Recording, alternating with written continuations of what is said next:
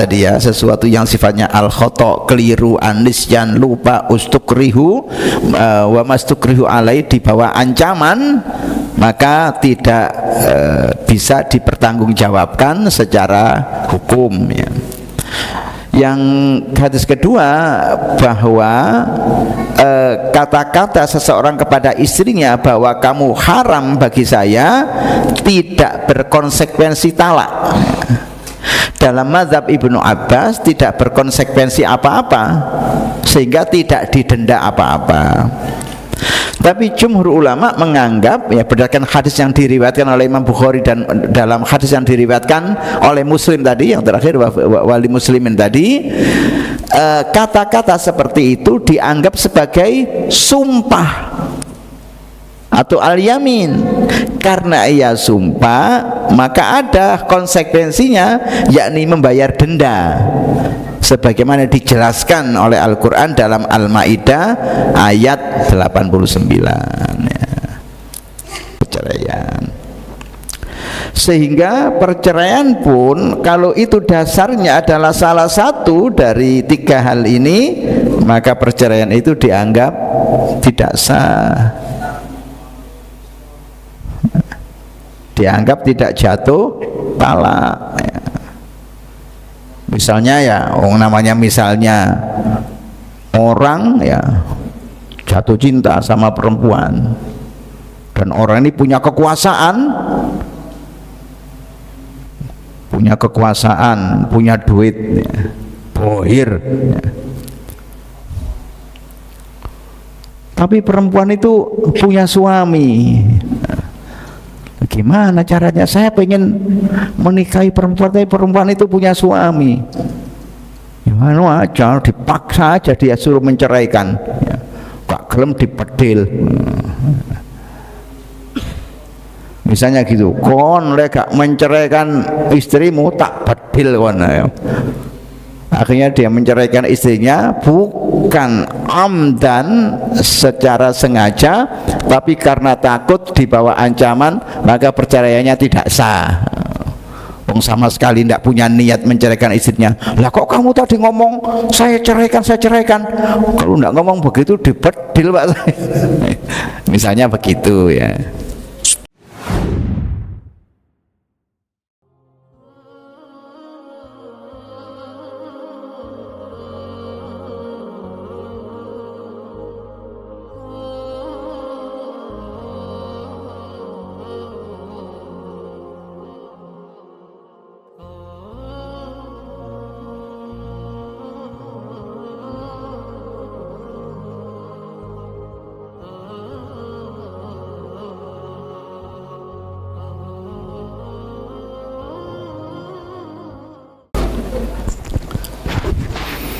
Assalamualaikum warahmatullahi wabarakatuh.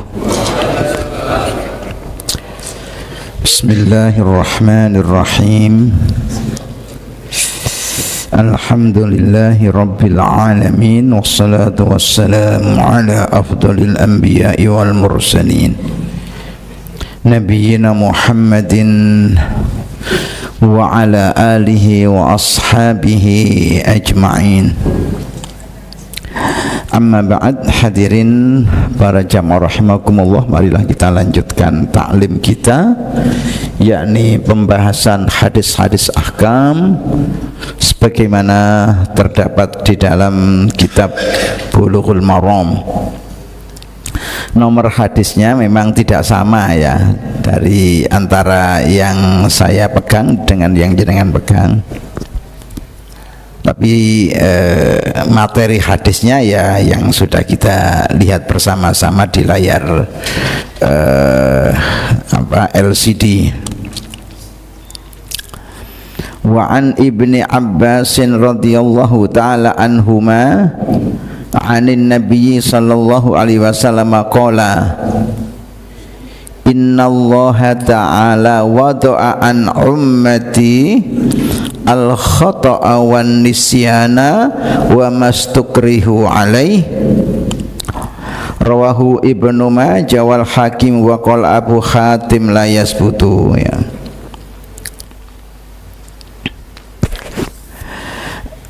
dari Ibnu Abbas radhiyallahu ta'ala anhuma dari Nabi sallallahu alaihi wasallam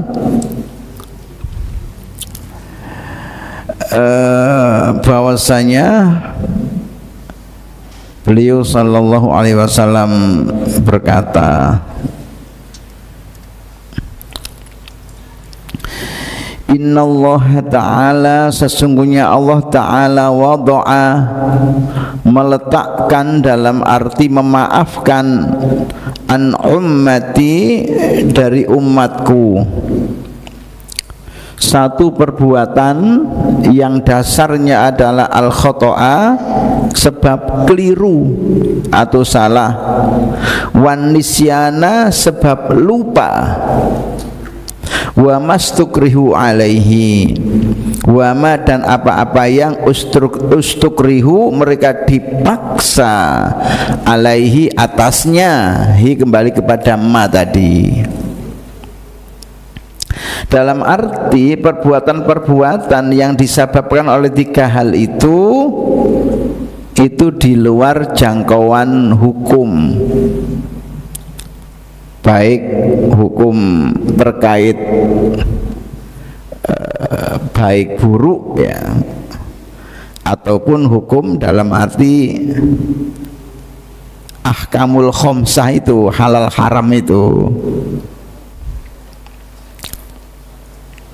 Al-khoto, salah, keliru, jenengan lempar mangga pakai batu, kan tidak tahu di sana banyak orang duduk-duduk di seberang sana, tidak kena mangganya, kena kepala orang. Padahal melukai orang itu tindak pidana, cuma karena keliru wong lempar mangga kena kepala orang, itu namanya khoto ya. Itu tidak terhitung sebagai satu perbuatan yang harus dipertanggungjawabkan di hadapan hukum.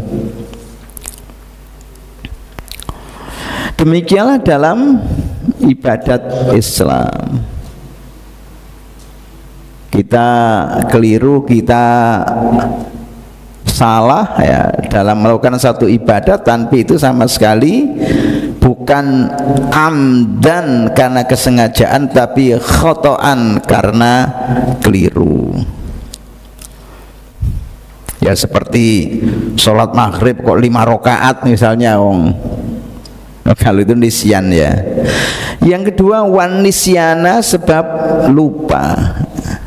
Makanya kalau orang puasa lupa, memang biasanya tiap pagi sarapan, moro-moro ono jemblem tugel langsung dipangan, waduh ya jangan diteruskan ya sampai dia ingat.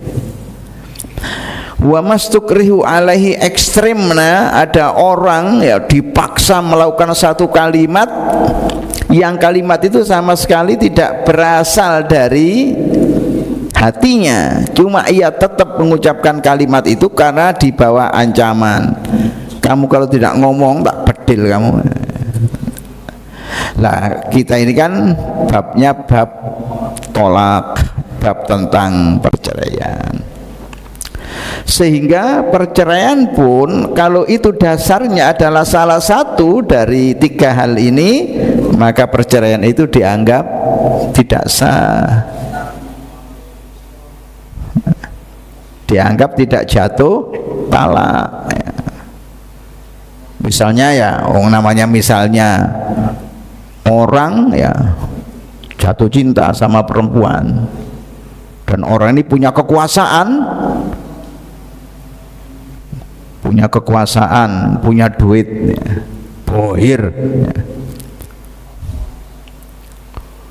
Tapi perempuan itu punya suami, gimana caranya? Saya pengen menikahi perempuan, tapi perempuan itu punya suami. Gimana aja, dipaksa aja dia suruh menceraikan ya. Gak gelem dipedil. Misalnya gitu, kon lek gak menceraikan istrimu tak bedil kon ya. Akhirnya dia menceraikan istrinya bukan amdan secara sengaja, tapi karena takut dibawa ancaman, maka perceraiannya tidak sah. Wong sama sekali tidak punya niat menceraikan istrinya. Lah kok kamu tadi ngomong saya ceraikan, saya ceraikan? Kalau tidak ngomong begitu dibedil Pak saya. Misalnya begitu ya.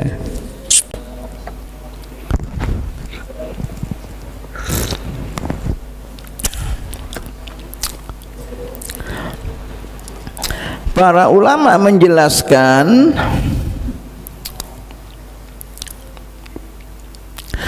tafaddalallahu subhanahu ala hadhil ummati bikathirin minal ataya wal fadaili rahmatan laha. Allah subhanahu wa ta'ala melebihkan umat ini dengan anugerah yang banyak, dan itu merupakan manifestasi rahmat Allah kepada umat Muhammad. Fawadha anhumul hisab wal iqab ala katsirin minal a'mali al-ittirariyati. Maka amal perbuatan umat Muhammad yang dasarnya karena dipaksa, maka tidak berkonsekuensi hisab, dalam arti tidak terhitung sebagai satu perbuatan dosa. Wa bayyana lana Nabi sallallahu alaihi wasallam anwa'a dzalika fi hadzal hadis. Macam-macam atau rincian hal itu dijelaskan Nabi di dalam hadis ini dengan mengatakan innallaha ta'ala wada'a an ummati ai rahimaha wa khaffafa anha. Allah merahmati umatku, Allah memberikan keringanan-keringanan kepada umatku, diantaranya dengan tadi itu, bahwa satu perbuatan yang ternyata dasarnya adalah al-khata' wa nisyan wa mastukrihu alaihi tidak masuk hitungan yang harus dipertanggungjawabkan di hadapan hukum ya.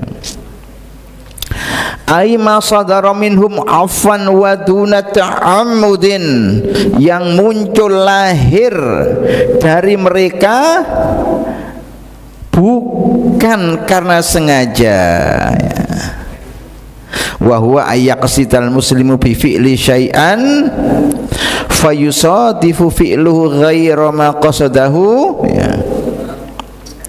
Misalnya seseorang ya, punya satu maksud melakukan satu perbuatan, tapi faktanya itu tidak sesuai dengan maksud ya, atau tujuan awal dari perbuatannya. Mithlu ayak sida qatla kafir fayusadifu qatluhu musliman. Misalnya ia tujuannya itu adalah membunuh orang kafir dalam satu peperangan misalnya, ternyata senjatanya itu kena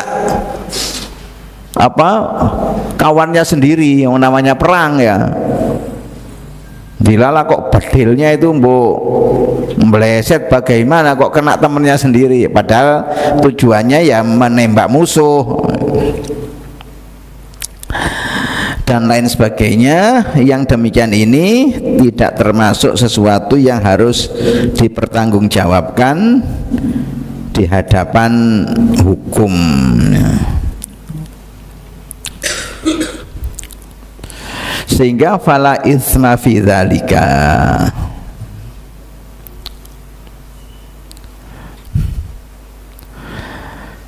Baik,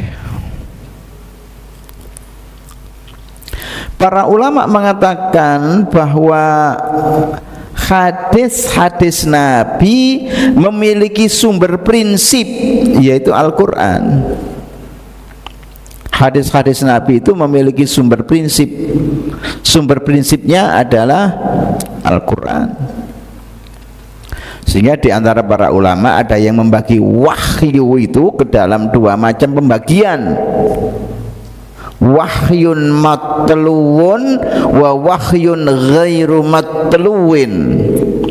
Wahyu yang terbacakan ya Al-Quran itu. dan wahyu yang tak terbacakan, maksudnya adalah sabda Nabi.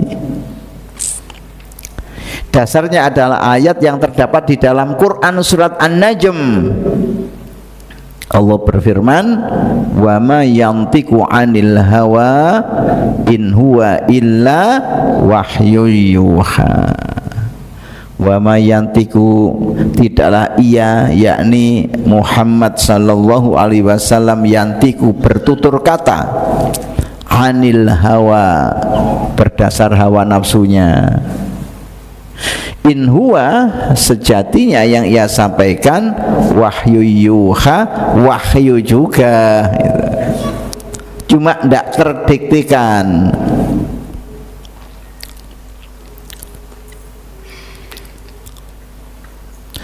Wal khata'u wan nisyanu sarrahal Qur'anu bitajawuzi anhuma, terkait keliru, terkait lupa sudah dijelaskan Al-Qur'an bahwa hal itu tidak bisa dipertanggungjawabkan di hadapan hukum. Misalnya firman Allah Ta'ala yang mengatakan, Rabbana la tu'akhidna in nasina au akhta'na. Rabbana, duhai Tuhanku, la tu'akhidna, janganlah engkau mengazab kami, in nasina, jika kami lupa, au akhta'na, atau jika kami keliru. Al-Baqarah 286. Wa qala laisa 'alaikum junahun fima akhta'tum bihi walakin ma ta'ammadat qulubukum. Tidak ada dosa bagi kalian pada perbuatan yang kalian di situ keliru, karena yang dihitung adalah yang diniatkan oleh hati-hati kalian. Al-Ahzab ayat 5. Demikian pula wa mastukrihu alaihi, sesuatu yang ia secara terpaksa melakukannya, seperti tadi yang sudah saya katakan tadi. Misalnya orang di hadapannya ada khomer, faliyadu billah, ya. Kalau gak ngombe khomer tak bedil kan, ya. Mati di bedil tak ombe ayo. Lain namanya terpaksa.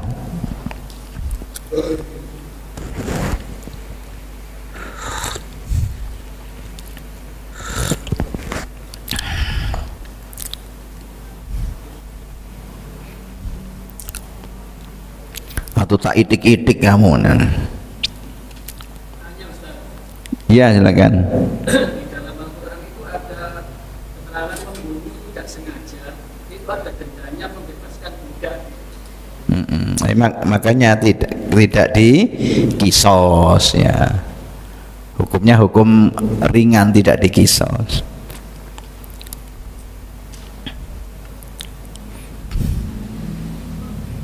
Al-qatlu khotoan namanya.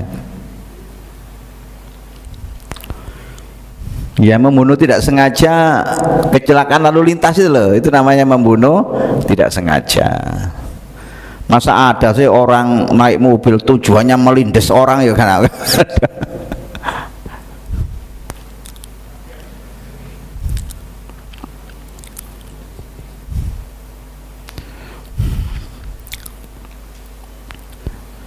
Baik, hadis berikutnya. Wa an Ibni Abbas radhiyallahu ta'ala anhuma qala iza harrama imra'atahu laisa bi syai'in wa qala laqad kana lakum fi rasulillahi uswatun hasanah. Al-Ahzab 21. Rawahul Bukhari wali muslimin. Dan dalam riwayat Muslim bunyinya idza harrama ar-rajulu alaihi imra'atahu fahiya yaminun yukaffiruha. Dari Abdullah bin Abbas radhiyallahu ta'ala anhuma qala, ia berkata, Iza apabila harrama seseorang mengharamkan imra'atahu akan istrinya laisa bisyai'in, maka yang demikian itu tidak termasuk talak, tidak termasuk cerai. Hati-hati yo, kon saiki haram ambek aku, cedek-cedek misalnya begitu. Kalimat orang yang mengharamkan istrinya untuk dirinya itu tidak termasuk cerai. Kemudian Ibnu Abbas mengutip ayat, laqad kana lakum, sungguh benar-benar telah ada bagi kalian fi Rasulillahi, di dalam diri Rasulullah sallallahu alaihi wasallam, uswatun hasanatun, contoh atau teladan yang baik, yang indah. Hadis diriwayatkan Imam Bukhari. Hadis yang sama dalam riwayat Imam Muslim ada redaksi yang sedikit berbeda, dan justru karena perbedaan itu ada konsekuensi hukum yang berbeda juga. Sehingga nanti pendapat yang pertama itu disebut sebagai madhab Ibnu Abbas di kalangan sahabat-sahabat Nabi,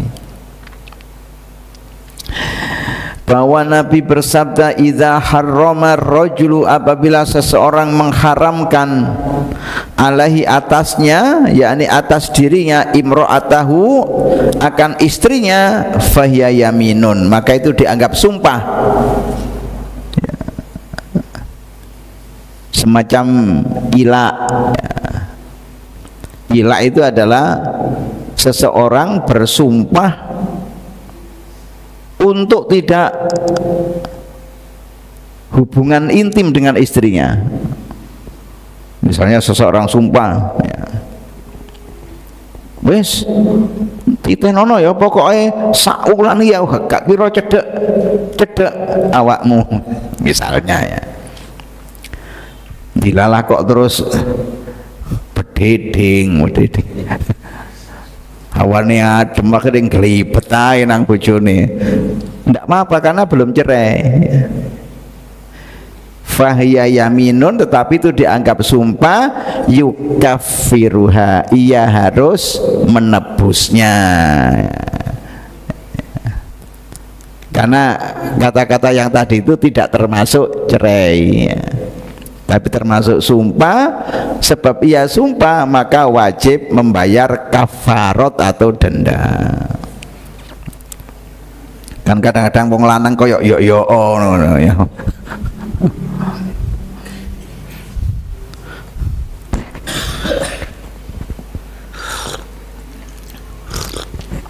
Awas kon ya gak kira mulih aku. Lah gak mulih kate turun dino gak mulih. Mosok turu langgar.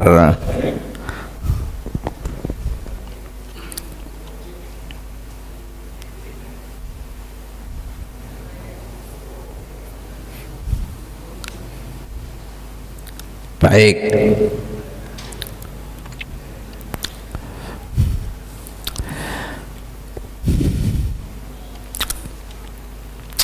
Bayyanallahu azza wa jalla li'ibadihi, Allahu azza wa jalla menerangkan untuk hamba-hambanya, ma'ahallalahum wa maharrama alaihim, sesuatu yang dihalalkan untuk mereka, juga sesuatu yang diharamkan pada mereka.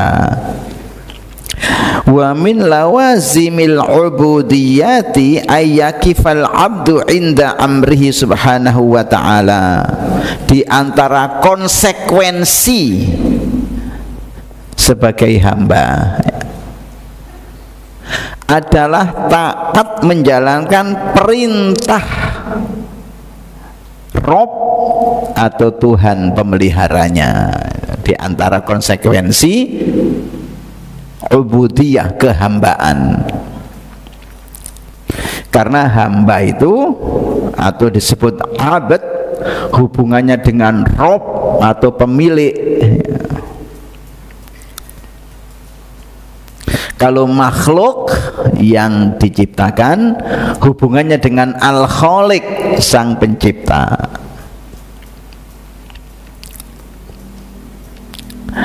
Nah, manusia yang juga disebut sebagai Abdullah atau hamba-hamba Allah itu harus menyadari bahwa di antara konsekuensi keberadaannya sebagai hamba adalah tidak punya pilihan saat berhadapan dengan perintah-perintah Allah kecuali mengerjakannya.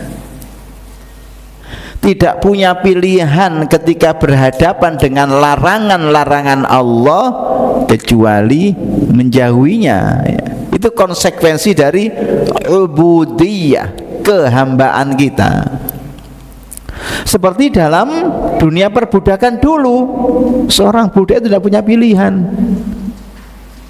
Bagaimana punya pilihan wong dia manusia yang tidak merdeka?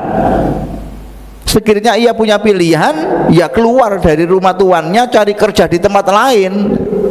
Tapi kan tidak bisa dalam zaman silam di mana perbudakan masih diakui sebagai sistem sosial.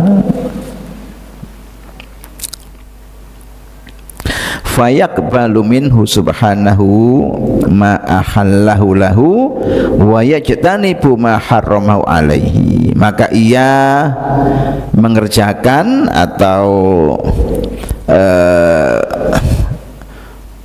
menerima sesuatu yang dihalalkan dan ia menjauhi sesuatu yang diharamkan.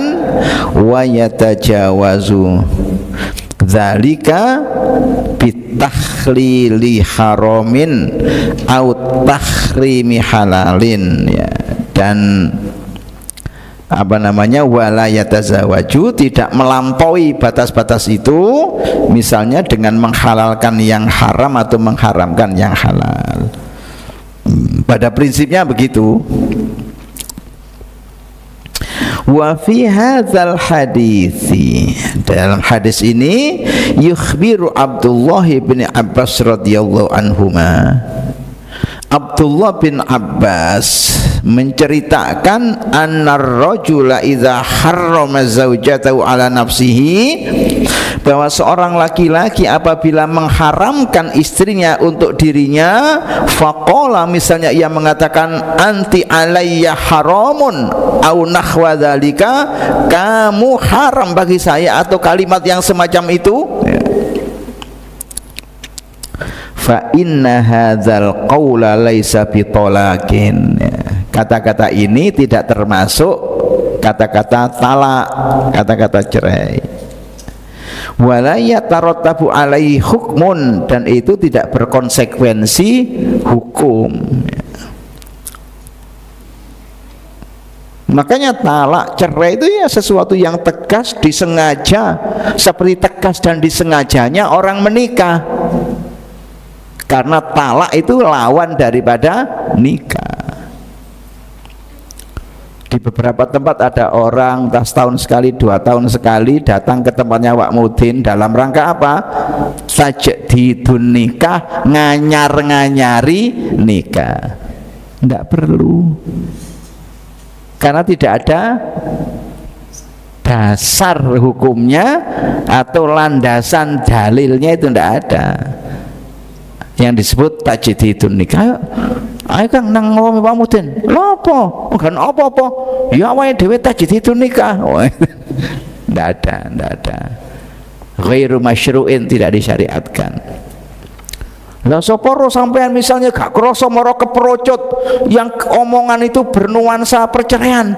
Seandainya ya la yatarattabu alaihi hukmun, tidak punya konsekuensi hukum dalam arti talak tadi. Lawang jenenge keprocot omong. Nah, sesuatu perbuatan hukum itu kalau memang dengan niat yang sungguh-sungguh, ya misalnya ada orang, oh kon geragatan tak rapi kon, apa kemudian gara-gara itu terjadi suami istri.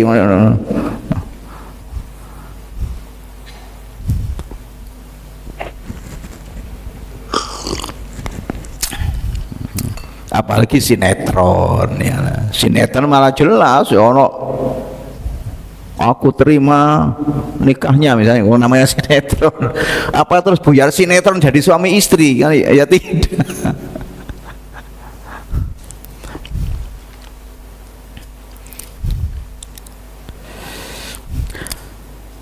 Fa inna hadzal qaula laisa bitolaqin, bahwa kata-kata itu tidak berkonsekuensi talak, wala yatarattabu alaihi hukmun, dan tidak berkonsekuensi hukum padanya, kecuali nanti pendapat lain. Ini pendapat Ibnu Abbas.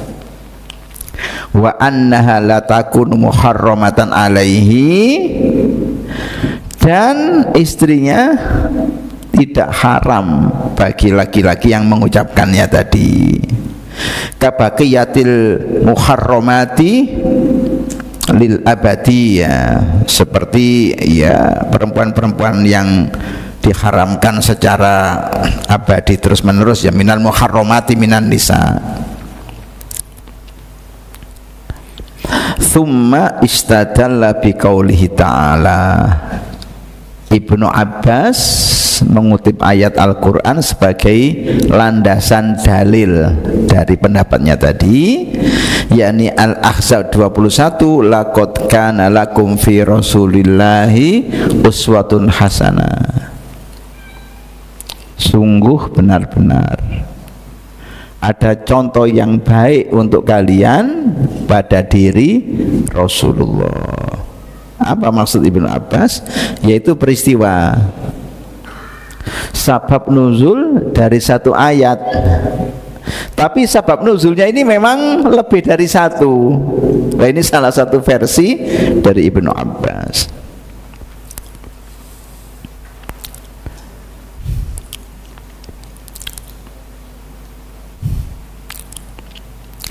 Yushiru bidzalika, Ibnu Abbas memberikan satu isyarat atau kode dengan mengutip ayat tadi, ila qissati tahrimi Mariyata al-Qibtiyati, tentang kisah di mana Rasulullah mengharamkan dirinya untuk berhubungan intim dengan salah satu istrinya yang bernama Maria al-Qibtiyah, Maria bangsa Mesir, ya. Al-waridati fi hadisi Anas ibni Malik indan Nasa'i, yang diriwayatkan oleh Imam Nasa'i dari jalur Anas bin Malik, bahwa diterangkan anna Nabiyya sallallahu alaihi wasallam kanat lahu amatun yata'uha, yakni yujami'uha, bahwa Rasulullah memiliki seorang budak perempuan yang beliau nikahi, namanya Maria al-Qibtiyah tadi. Falam tazal bi ummul mukminin Aisyah Hafsah radhiyallahu anhuma hatta harramaha ala nafsihi.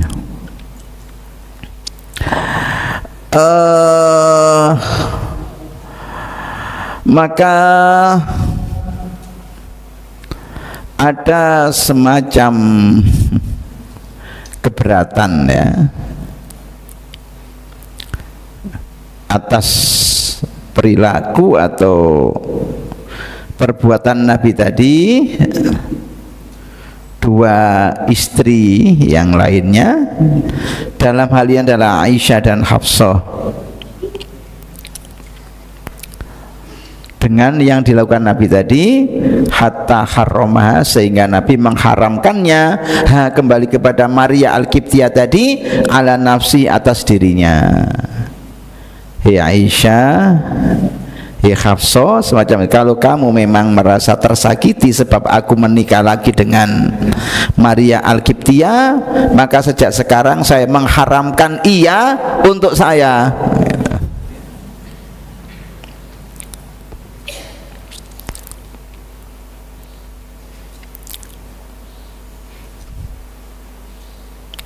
Fa Fa anzalallahu ta'ala, kemudian Allah Ta'ala turunkan ayat, ya ayyuhan nabiyyu lima tuharrimu ma ahallallahu laka tabtaghi mardhata azwajik wallahu ghafurur rahim.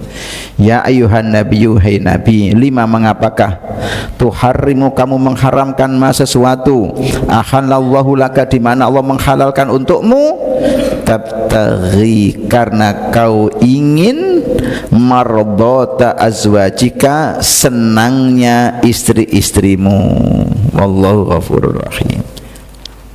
Jadi satu versi terkait hubungan Nabi dengan Maria Kiptia.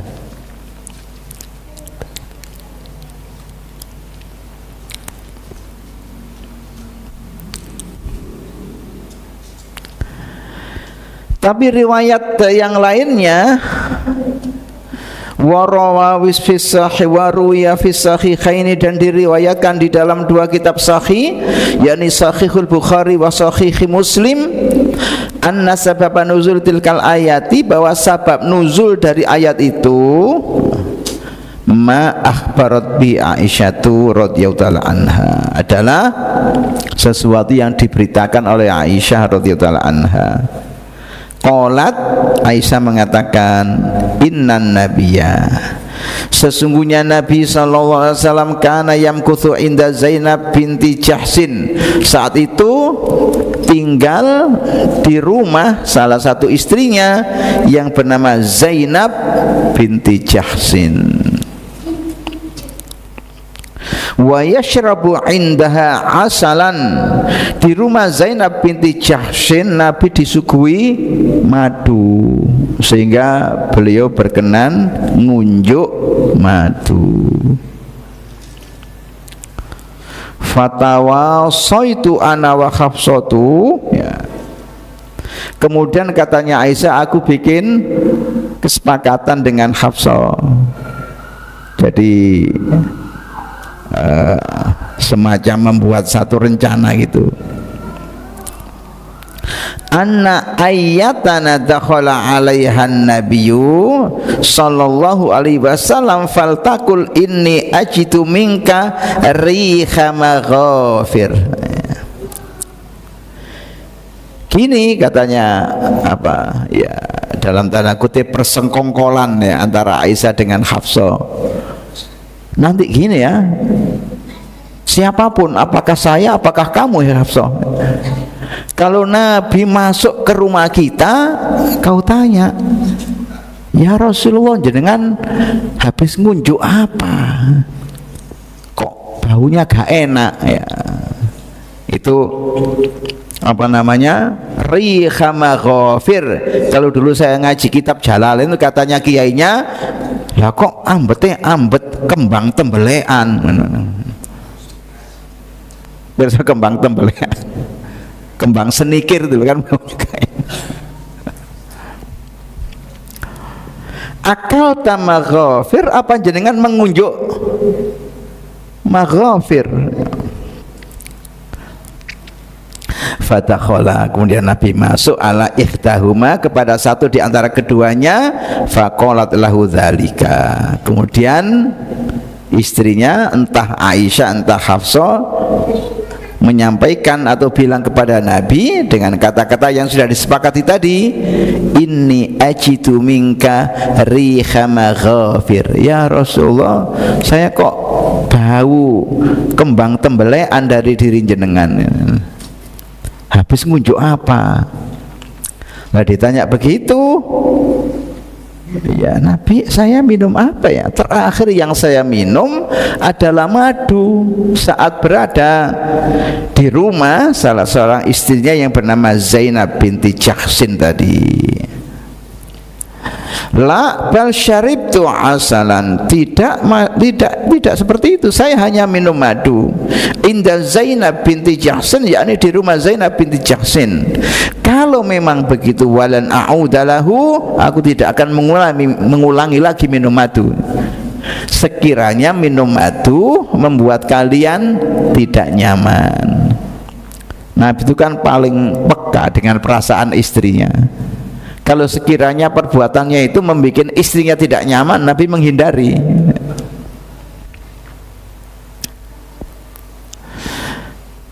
Padahal minum madu itu halal ya. Fanazalat, maka turun ayat tadi, ya ayuhan nabiyyu lima tuharrimu ma ahallallahu laka tabtaghi mardata azwajik wallahu ghafurur rahim. Turun ayat tadi. Jadi ada riwayat yang berbeda tentang sebab nuzul satu ayat tadi. Yang satu Nabi mengharamkan untuk dekat-dekat dengan Maria Egyptia, yang kedua Nabi mengharamkan dirinya minum madu. Walamani amin ta'adduti asbabin nuzul, dan dalam hal ini memang tidak ada larangan bahwa sebab nuzul itu lebih dari satu. Artinya bisa saja karena sebab ini, karena sebab itu turun ayat yang ayatnya ya satu itu.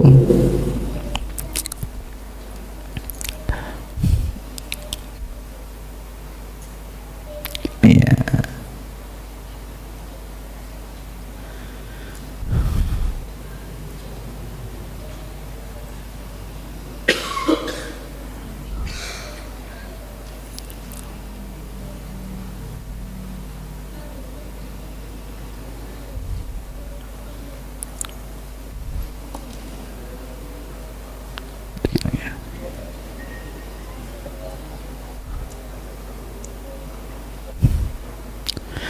Tetapi tadi ada riwayat yang mengatakan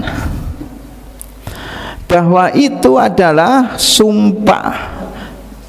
Karena sumpah maka harus dibayar kafaroh atau tebusannya.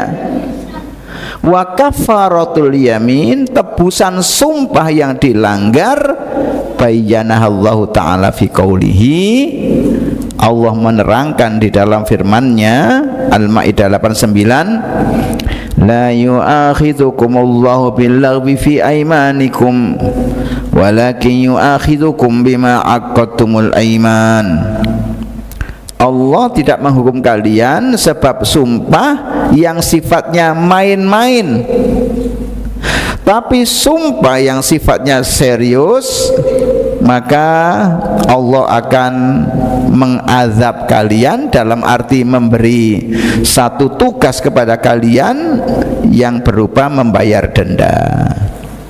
Kalau seseorang membatalkan sumpahnya, ya termasuk sumpah untuk tidak dekat-dekat dengan istrinya, dilala bededeng kademen terus mbulet ae akhirnya.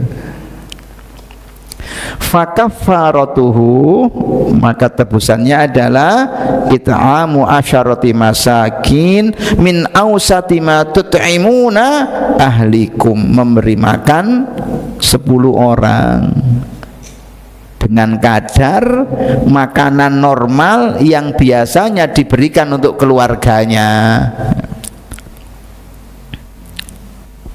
Au kiswatuhum, atau memberikan pakaian ya kepada 10 orang tadi. Misalnya masing-masing dikasih satu sarung ya. Sarungnya BHS Masterpiece.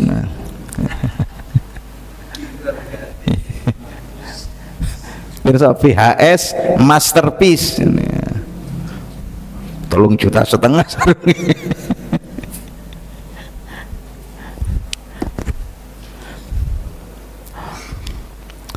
Au tahrimu raqabatin, atau memerdekakan seorang budak. Ya kalau sekarang sudah tidak ada lagi. Faman lam yajid, barang siapa yang tidak menemukan tadi, tidak menemukan makanan yang harus disumbangkan, dibayarkan, tidak menemukan pakaian harus dibayarkan, fasyamu thalathati ayyam, maka harus dibayar dengan cara puasa 3 hari berturut-turut. Zalika kafaratu aimanikum idza halaftum, itulah kafaro atau tebusan sumpah-sumpah kalian apabila kalian bersumpah. Jadi pada intinya hadis yang kita pelajari pada malam hari ini ya, yang pertama tadi ya, sesuatu yang sifatnya al-khata, keliru, anisyan, lupa, ustukrihu wa mastukrihu alai, di bawah ancaman, maka tidak bisa dipertanggungjawabkan secara hukum ya. Yang hadis kedua, bahwa kata-kata seseorang kepada istrinya bahwa kamu haram bagi saya tidak berkonsekuensi talak. Dalam mazhab Ibnu Abbas tidak berkonsekuensi apa-apa, sehingga tidak didenda apa-apa. Tapi jumhur ulama menganggap, ya berdasarkan hadis yang diriwayatkan oleh Imam Bukhari dan dalam hadis yang diriwayatkan oleh Muslim tadi, yang terakhir wali muslimin tadi, kata-kata seperti itu dianggap sebagai sumpah atau al-yamin.